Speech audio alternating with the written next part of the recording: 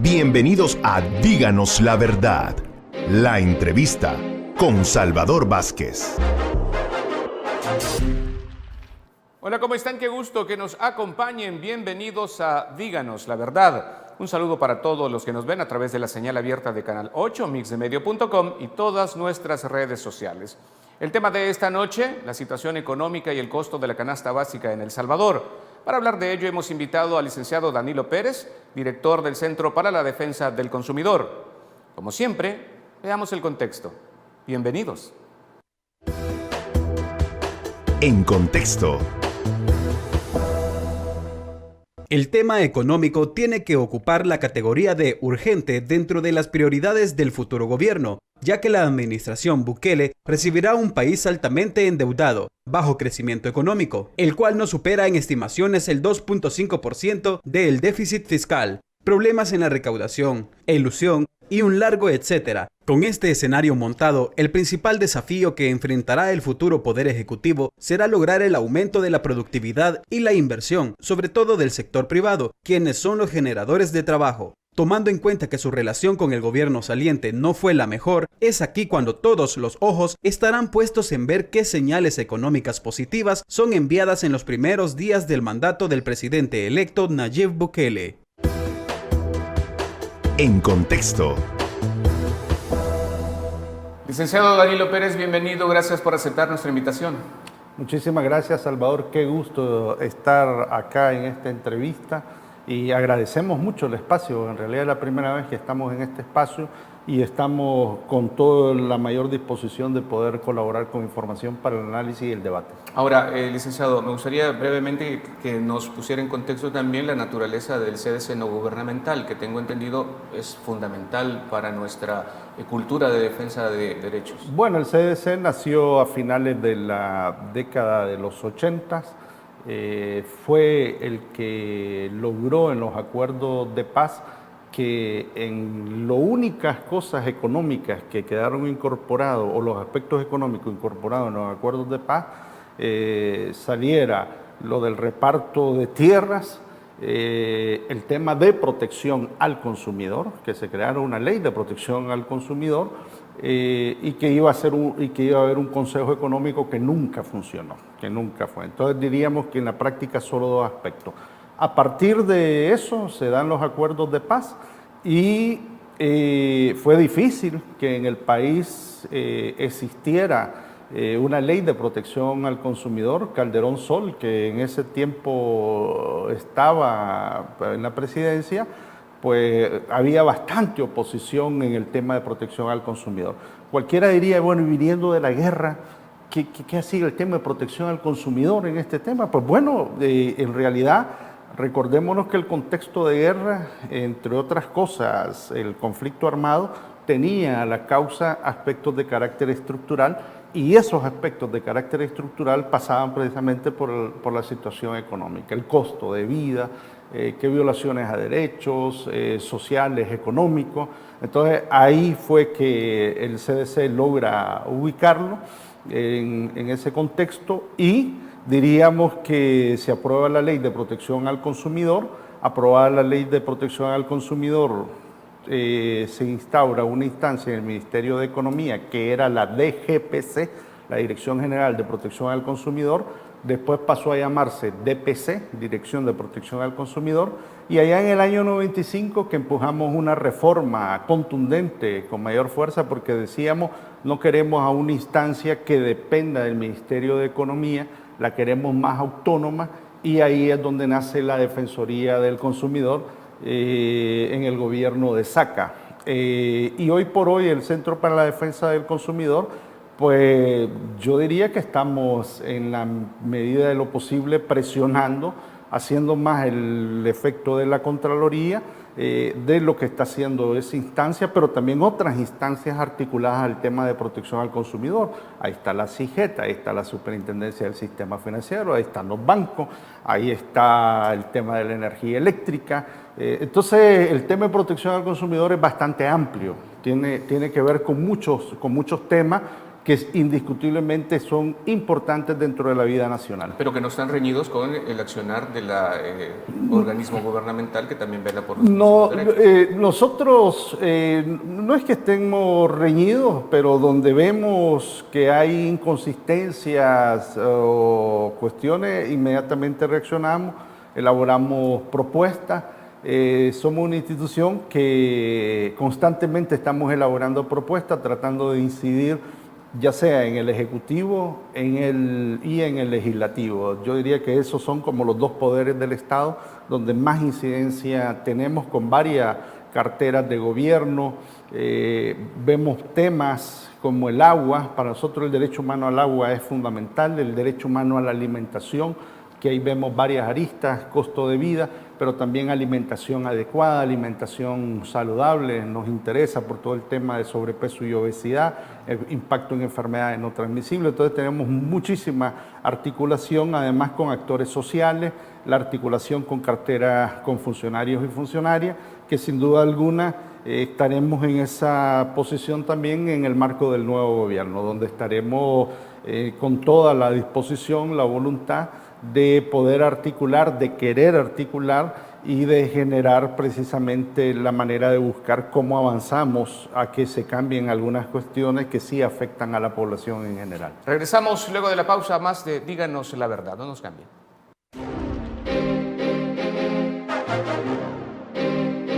Díganos la verdad. La entrevista.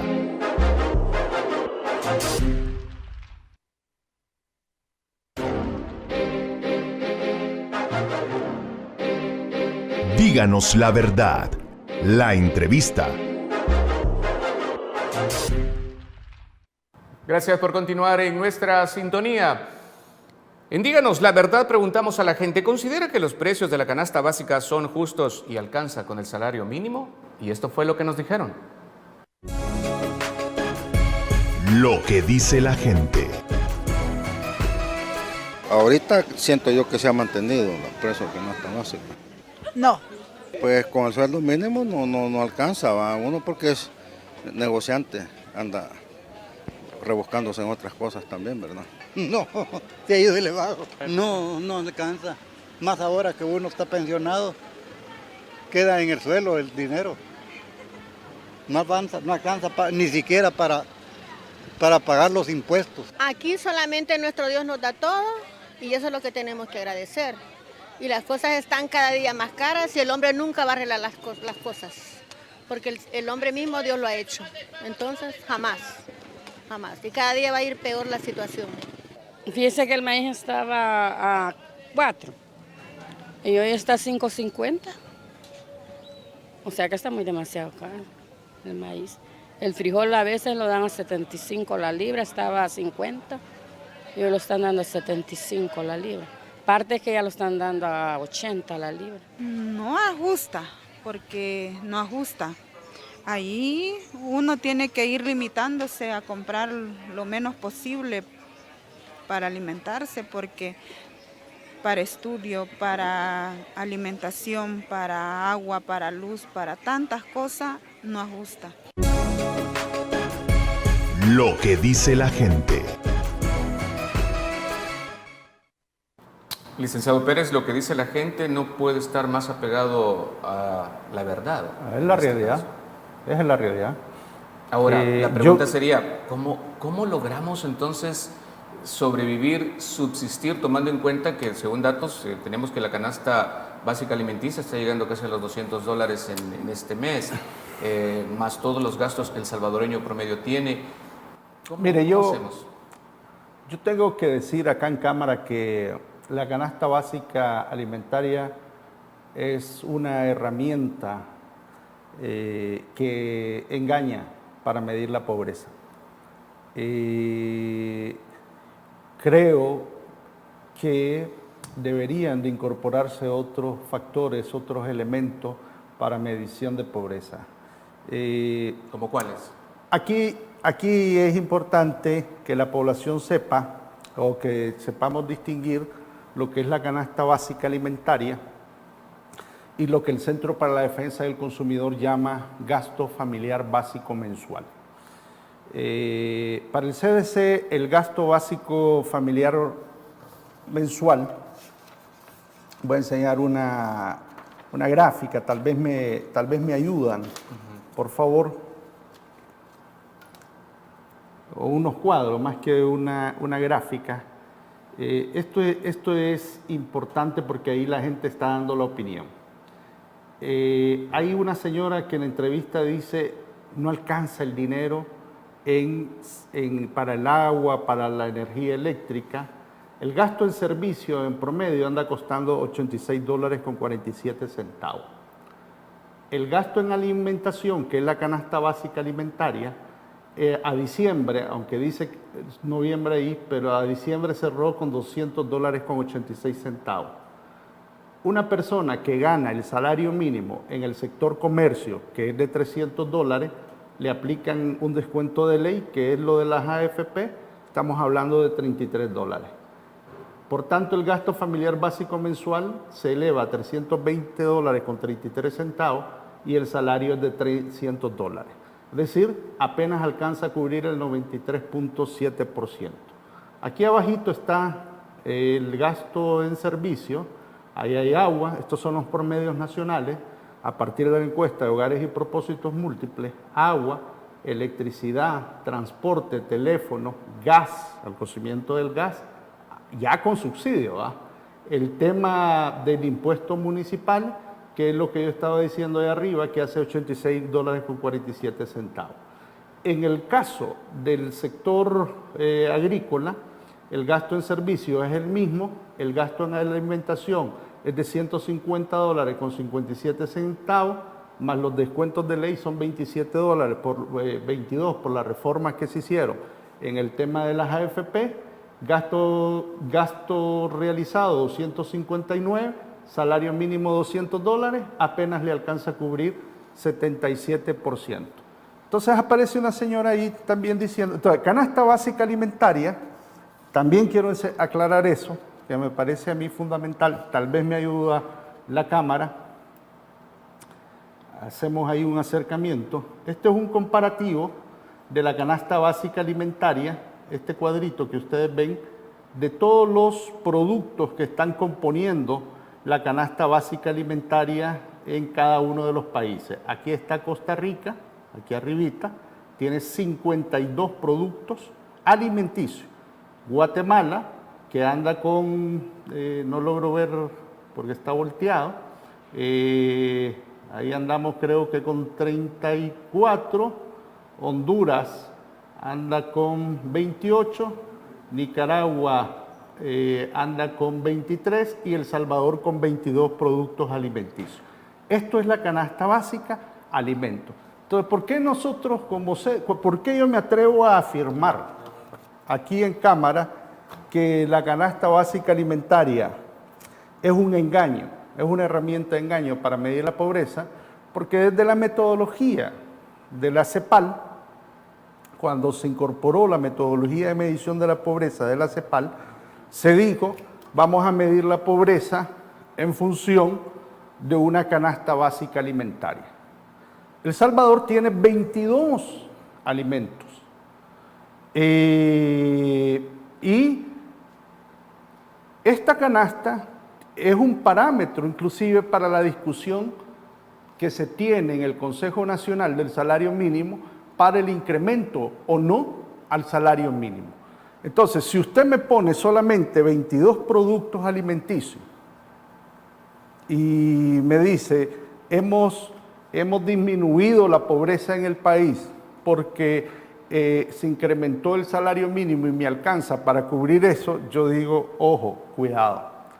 Ahí es donde está el talón de Aquiles y esto es lo que hay que ver, porque si solo yo mido los alimentos, uno diría, hombre, qué bonito, pero la gente tiene que para ganarse su salario, tiene que pagar transporte. La gente con ese salario, pues tiene que tener energía eléctrica, la luz, el agua, me explico, lo que nosotros llamamos los gastos en servicio. Entonces esos gastos no están incorporados. Inclusive yo en las discusiones que he tenido con algunos economistas me dicen, Danilo, ¿y por qué no incorporás el tema del alquiler de la vivienda. Pues yo les dije, y vamos a tomar la palabra, vamos a incorporar el gasto de vivienda, porque aquí hay muchas familias en este país que no son dueños de propiedades y que están alquilando vivienda. Ahora, entonces, si nosotros, Salvador, si nosotros no hacemos un análisis adecuado de la realidad económica o de la microeconomía o de lo que la gente en realidad está viviendo en el día a día, entonces nos vamos a estar equivocando, y ahí es donde vemos los contrastes, como la encuesta de la opinión pública de la UCA, que dice 80 y pico % dice que la gestación está mal o igual. ¿Por qué? Porque es una realidad la que tenemos. Además, no hay que perder de vista que en este país los salarios son deprimidos y deprimentes. ¿Por qué son deprimidos y deprimentes?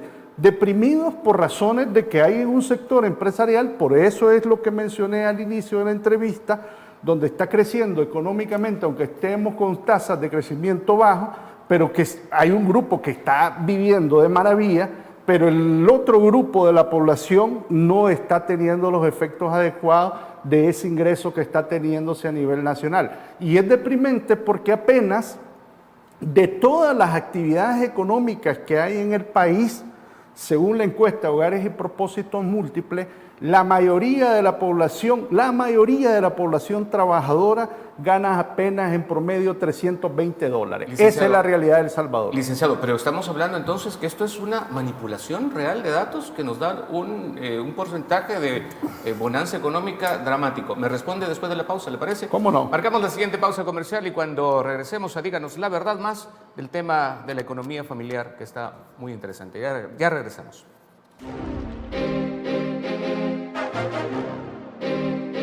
Díganos la verdad. La entrevista.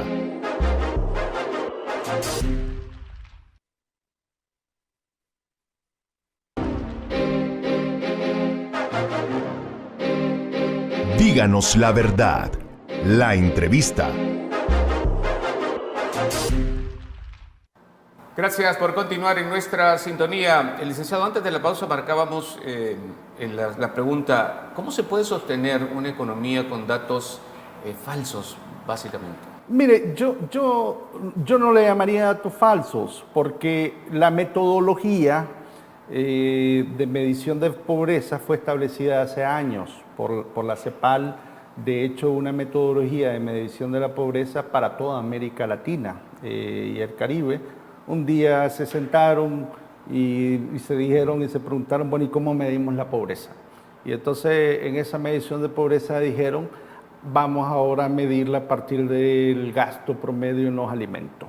Dicho en otros términos, Salvador, la canasta básica alimentaria ni tan siquiera es tomada ya como un instrumento de carácter nutricional, de carácter nutritivo. Es más es desde la perspectiva economicista de la realidad, para estar diciendo, mira, la pobreza subió, la pobreza bajó, etcétera, pero no hay un real análisis o una real preocupación que tenga que ver con la realización del derecho humano a la alimentación adecuada. Nosotros mañana en el foro vamos a hacer un foro donde estaremos presentando precisamente, hablando de la canasta básica salvadoreña. Ya hicimos el primer análisis, que fue el comparativo de las canastas básicas en el ámbito de la región centroamericana. Ahora vamos a entrar con la canasta básica nacional. Entonces, no es que estemos haciendo, como digo, un falseamiento, o se esté haciendo un falseamiento de datos, pero a mí sí me parece que actualicemos el análisis de medición de la pobreza, porque si no, no vamos a enfocar las políticas públicas, las políticas sociales como se debe, porque a quienes nos debemos en realidad es a la mayoría de la población, a la gente pobre, a la gente que está pasando dificultades. Y es ahí donde hay que enfocarse de manera adecuada con los programas sociales, con el ámbito de políticas públicas. Ya hay una nueva medición de pobreza que se hizo a través del programa de las Naciones Unidas, del PNUD, que es la pobreza de medición multidimensional. Yo, con todo el respeto que se merece también ese tipo el tipo de medición, creo que deben de incorporarse otros elementos en este análisis como el que estamos mencionando. Creo que tenemos que tener una especie de acuerdos para medir más adecuadamente la pobreza y a partir de esos acuerdos ver de qué manera se enfocan las políticas públicas, pero no quedarnos solo con el dato de decir, mira, hemos superado o se ha disminuido la línea de pobreza. Ahora, cuando un gobierno da cuentas alegres, como se dice en buen salvadoreño, sobre el estado de que ha mejorado sus políticas públicas, han mejorado el nivel de poder adquisitivo de las familias salvadoreñas, y la familia salvadoreña claramente no lo ve así, ¿qué de malo tendría que un gobierno aceptara que no ha sido próspero, que no ha logrado con sus políticas públicas mejorar la economía familiar? Bueno, pues sí, es un impacto fuertísimo. Ningún gobierno va a querer mostrar datos diciendo que no ha mejorado la situación económica o de la vida de la población. Ningún gobierno. Es un motivo de preocupación más bien. Mire, yo creo que es importante decir, y yo lo he dicho públicamente en otros medios, hay que reconocer que a pesar de que hay una medición de pobreza que no está mostrando la realidad, el día a día, el sentir de la población, sin embargo, bajo este gobierno se empujaron programas de carácter social. Si esos programas de carácter social no se hubieran empujado, la cosa estaría peor aún. Por eso es que, como CDC hemos dicho y hemos sostenido, que hay que seguir con la línea de los programas sociales. Ese debate de que estos programas han sido eficientes o no han sido eficientes, yo creo que se podría ver si se ha beneficiado adecuadamente a personas o no se está beneficiando adecuadamente, eso se pudiera revisar, o hay gente que necesita o no necesita subsidio, eso se pudiera revisar, pero definitivamente que hay una mayoría de la población que sí está necesitando subsidio. Y mientras no se resuelva el problema del ingreso o del salario de una mejor manera, nos vamos a estar encontrando que la población no tiene los recursos necesarios para hacer frente a lo que nosotros denominamos el gasto familiar básico mensual. Ahora, ¿hay manera de arreglar esta situación?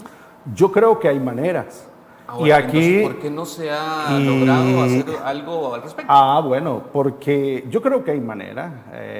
Nosotros, como Centro para la Defensa del Consumidor, CDC, conjuntamente con otras organizaciones, ¿qué rato venimos poniendo en el tapete, en la mesa, en el debate, todo lo que tiene que ver con el tema de una reforma fiscal justa, equitativa, adecuada en el país? ¿Por qué? Porque aquí hay que discutir lo que es el ingreso y lo que es el gasto. Antes de la campaña electoral nosotros estábamos escuchando a partidos políticos solo concentrarse en la discusión del tema del gasto, diciendo que el Ejecutivo tenía mucha grasa, diciendo que, inclusive creo que se montó una campaña con el tema de impuestos, pero nadie habló del ingreso, nadie mencionaba el tema del ingreso. Al contrario, hasta se hicieron propuestas de exenciones fiscales. Entonces, ¿qué pasa? Recordémonos que a inicio de la década del 2000, cuando teníamos el impuesto al patrimonio, se quitó el impuesto al patrimonio. Es decir, ¿a quiénes se les quitó el impuesto al patrimonio? A los ricos o a gente que tenía muchísimos ingresos en razón o mucho activo en relación de su patrimonio. Como se le quitó ese ingreso al Estado, ¿a quién se lo cobraron? A la población. ¿Cómo se lo cobraron? A través del IVA. Ahí nace el IVA, el impuesto del valor agregado.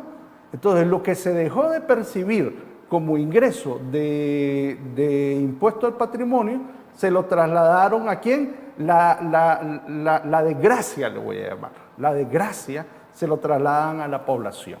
Y yo con esto no quiero hacer una discusión de carácter político ideológico. Este no es un asunto de discusiones políticas ideológicas, este es un asunto eminentemente de carácter social, de carácter económico, técnico, de carácter de ser solidario con la población que está necesitando más recursos. Esta es la discusión que necesita el país y esta es la discusión que se ha obviado, que se ha tapado, que se ha metido debajo de la alfombra. Entonces lo que necesitamos en realidad es una reforma fiscal. Nosotros esperamos y creemos que ojalá que este gobierno haga este tipo de análisis, porque no es solo con inversión que se va a resolver el problema y depende, ojo, depende de qué tipo de inversión. Nosotros vamos a estar atentos al tipo de inversión de que se vaya a realizar, porque ojalá que no sea una inversión que vaya a afectar, ¿verdad? Habría que esperar, habría que ver cómo se evoluciona este proceso. Pero el punto es, Salvador, que la reforma fiscal tiene que tocar el tema del ingreso, con tasas de crecimiento de 2 y pico %, con salarios deprimidos y deprimentes, a nosotros sí nos parece que debemos dejar de pagar. ¿Quiénes son los que mayor tributan a este país? La clase trabajadora, usted y yo y los que estamos aquí en el set.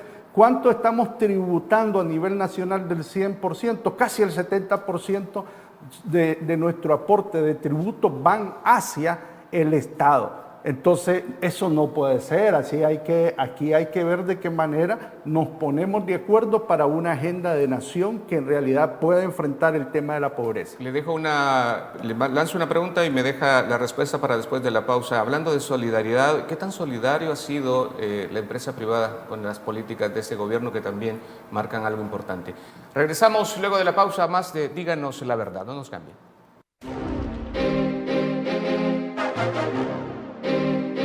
Díganos la verdad. La entrevista.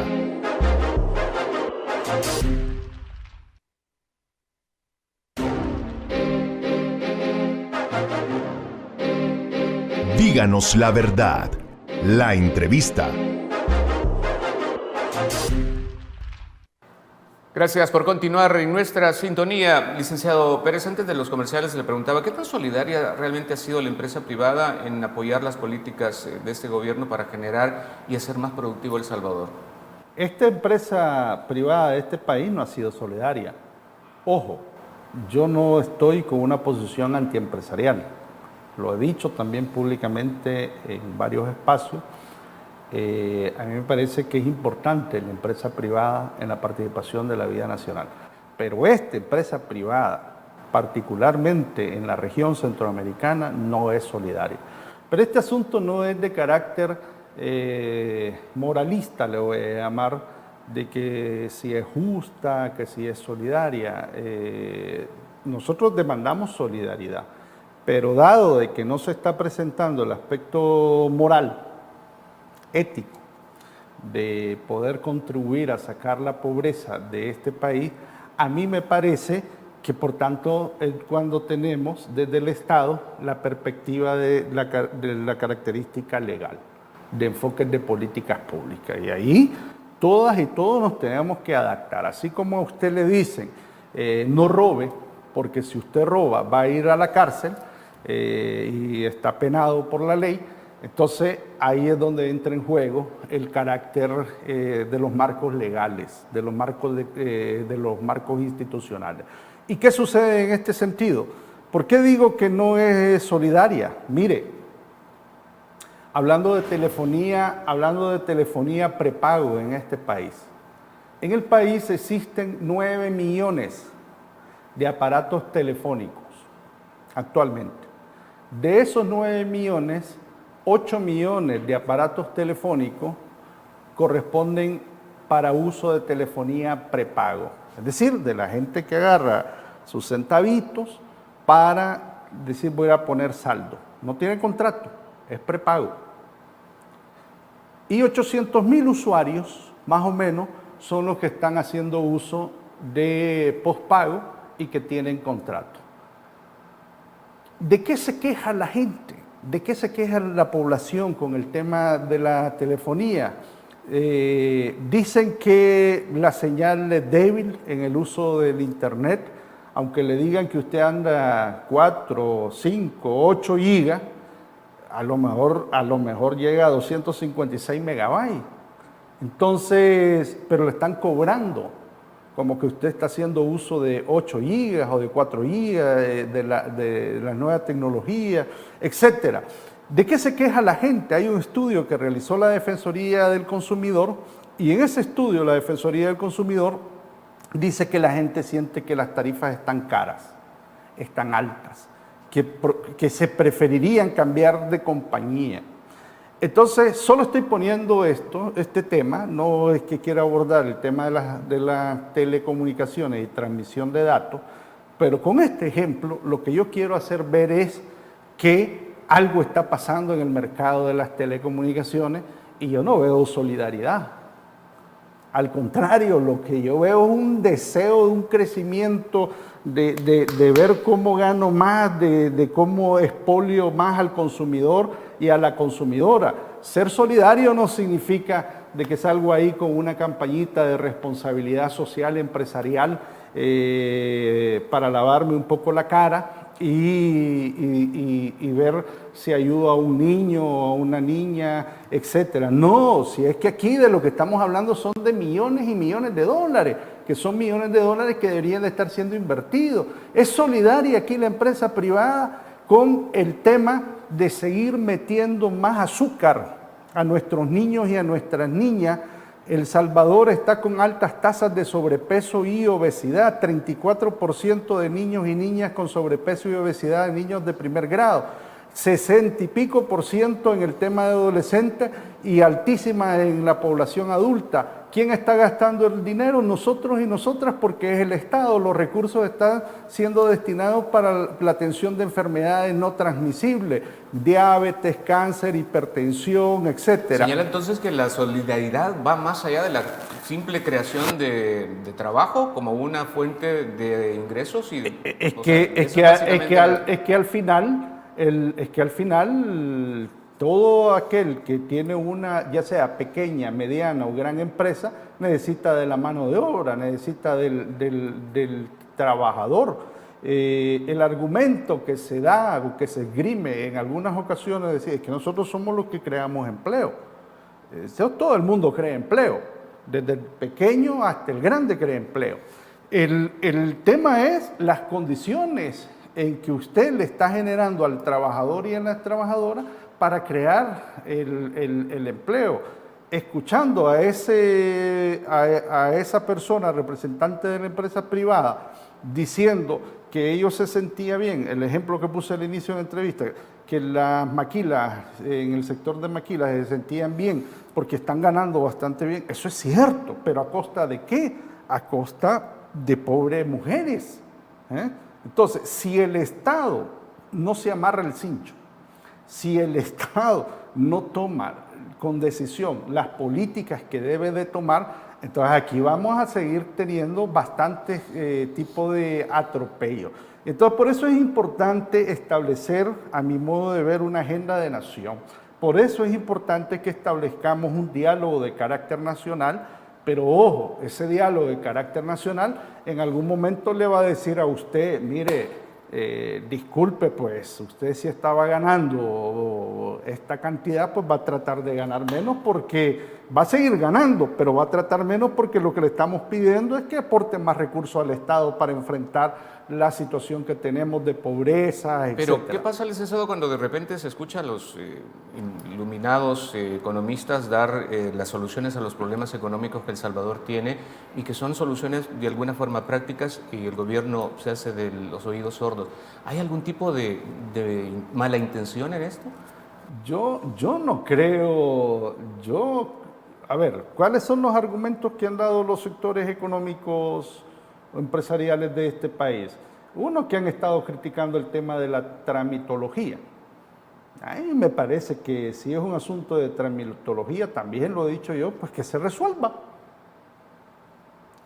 Pero la voluntad, esa es la pregunta, la voluntad de hacer esto, de ponerlo a andar, no se mira por ninguna parte. Bueno, ahí habría que preguntarle a los funcionarios, al funcionario público, a los funcionarios públicos cómo está eso, inclusive al sector empresarial. Pero en el debate que yo he visto en los medios, si es un problema de tramitología, hay que resolverlo. Pero ¿en qué no estoy de acuerdo yo? En que venga un empresario y diga, es que yo necesito exención fiscal. Oiga, ¿y por qué no me quita a mí el IVA?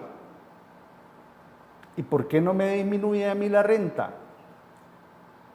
Es que perdonen, ¿verdad?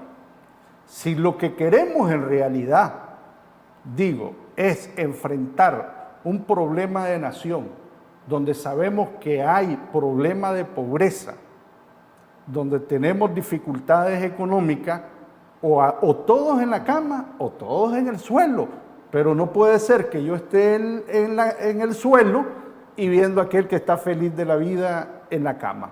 A mí, perdónenme, eso no me parece correcto, eso no me parece adecuado, y creo que ya es hora de que hagamos cambio en ese tipo de planteamiento de materia económica. Ya es hora que hagamos este tipo de viraje, y por eso nosotros como CDC estamos poniendo la agenda de la agenda de la población. Hay que eliminar el IVA a la canasta básica alimentaria. Con esos salarios deprimentes, eliminemos el IVA.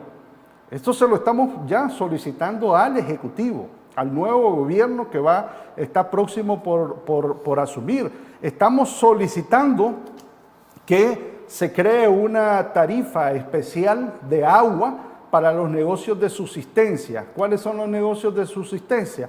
Las pupuserías, los comedores, las panaderías, que están en los círculos de pobreza, en los cinturones de pobreza de este país.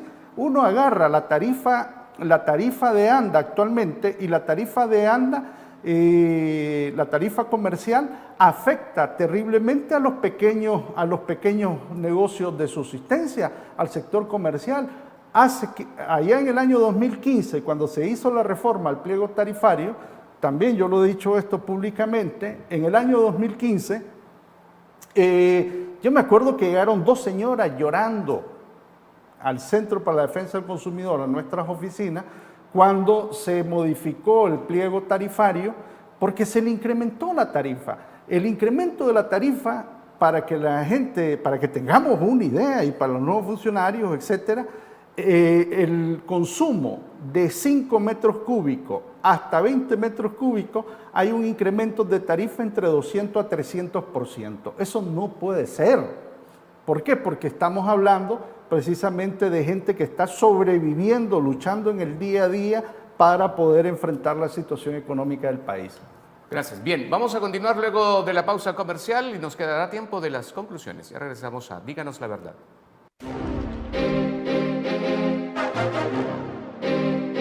Díganos la verdad. La entrevista.